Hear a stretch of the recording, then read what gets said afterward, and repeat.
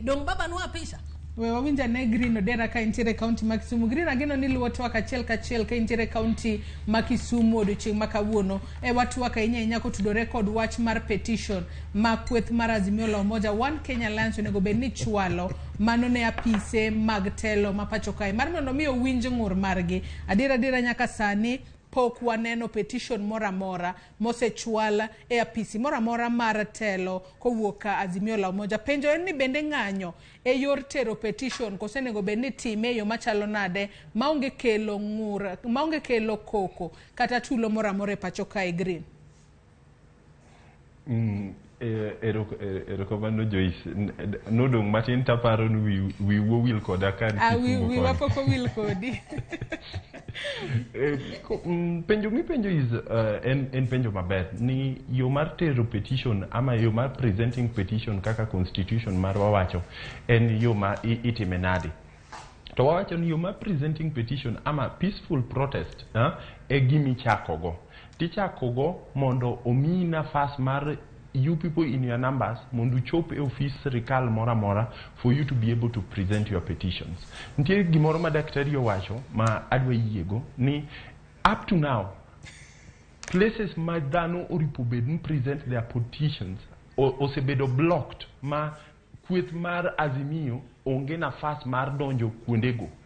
To ni winjo ka ne wachako e interview mar Migosi Raila Amolo Odinga no wacho ni okwadwa ama en wuon oken mpango mar ting'o ji 100,000 mondo ter State House ama ting'o ji mondo ter Arambe Avenue. Nen ni mondo omi ji 3 ama ji 4 nafas mar chopo mondo present those petitions to these public bodies. Koro seche mi iketo police mogino Arambe Avenue, igeno police modino State House, idwaro njogi oter petitions kanye. Mani quiz e penjo manyaka wapenjre. Nikech peaceful protest gi presentation of petitions gin process achiel. Ji ng'anyo kochimo kumoro to gichopo kanyo to gi present their petition. So that ke block gi biloro gi kuondego. And that's why we are seeing the current reaction matimre e Kenya na ng'anyo is turning violent nikech lengo moripo migi nafas moripo migi mondo gichop gi present their petitions poko migi nyaka sani. In fact, officers moripo bed ni present petitions go be oloso kweth magi magitiyogo kelo violence ama kelo lweny ni jok ma riot go. That is the challenge mwan go this Azimio protest. To ken challenge ma protesters ama Migosi Raila Amolo Odinga ema nyalo loso. En challenge ma sirikal emuripo bed ni organize how to receive those petitions. Nikech seche mitamo jogi biro mondo gidonj kuma intie petition ni gidhitero nga. Marario Joyce, you achiel the most effective way, one of the most effective way mar making sure any change does not occur is insisting that people follow certain rules. Because those rules have been made as bottlenecks ma make it almost impossible for people to achieve an end goal. Tomio, peaceful protest gin gik mosebedo recognized worldwide as a way mar chuno dhano mondo have a very difficult conversation.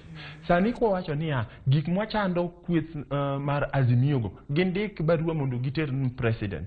Ka onge pressure moro ma is forcing the president to sit down and deal and address those issues, there is no way that those issues will be addressed. So insisting people follow a certain process na kiano ndik barua kanye, and that's why you are one and all world over the right to picket, protest and present petition okoket at the behest mar government for government to give approvals, because ntiere recognition ama ntiere fwenye niki weyo na sirikal ema amwa ama miyo ji permission mar riot to gibi mondo ji present petitions ma they are against, because once a petition was presented there is a requirement that that petition should be addressed ama there should be reasons why that petition has not been addressed. Koro seche mwa insist there is a certain way ma ji ripolo mondo o present gigi ama mondo, we are making it difficult for the protest to achieve its end goal. Omio protest is allowed, or can permission moripo bed granted giker ama president ama deputy president ama majority leader. In fact, the intention en ni oyeng kombe mag telo mondo telo bed piny owinj gima jo piny wacho. Kamano Joyce. Ni lero kanyo makare nyaka intiere county ma Kisumu inya kotudore kod kaka onego bedni ichwalo petition makama. Kata kamano bende nwang'eyo ni kapok Azimio la Umoja nochako ayanga ng'anyo makamagi ne gichiwo ne sirikal ndalo 14 ma kapok gichako ng'anyo. Ndalo 14 go nyaka ji ng'anya mondi ka gichwal petition margi kosene onego bedni ginyalo kata chwalo petition mondi e kapo nono koko winji go mantiere petition to gichak ng'anyo. Green kisheria Joyce gima idwaro ng'at mora man gi ywak ama man gi petition mogombo mondo chop e mbele sirikal. Sheria dwaro mana ni ichiw notice mar ndalo 3. Omiyo process moko mag ndalo 14 notice moko mane gichiwo go mago wa optional, gin mane giamwan gidwa luwo yono.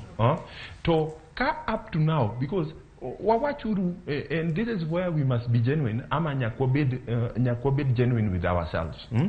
It is wrong, ama en makosa, to assume that the government, ama president, ama kid, up to now has not received a petition mar Azimio la Umoja kod jo Kenya mang'anyogo.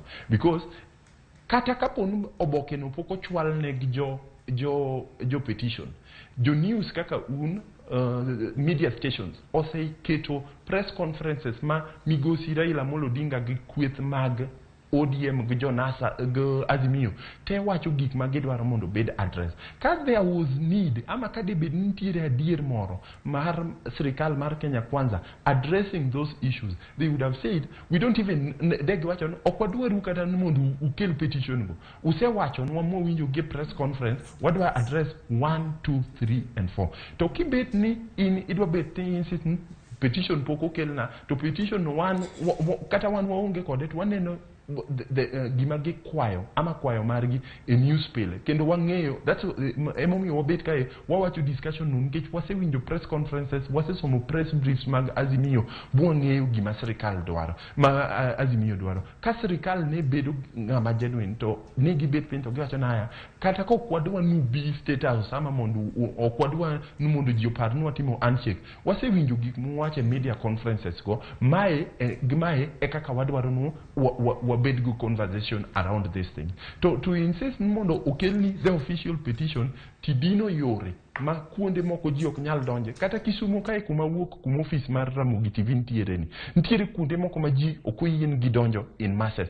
Koro seche miwacho protest orum to poki yudo ama poki acknowledge the concerns ma jingo nikech sirikal maber ne wacho niya wasewinjo gik mowacho magi gik modwaro nwatim mondo wabed piny moriwre kumoro achiel. Kar keto ne deputy president oloso militia group moro motiyogo modwaro hinyogo jok ma participated protest ama Kimani Ichung'wa loso group, an alternative group to counter.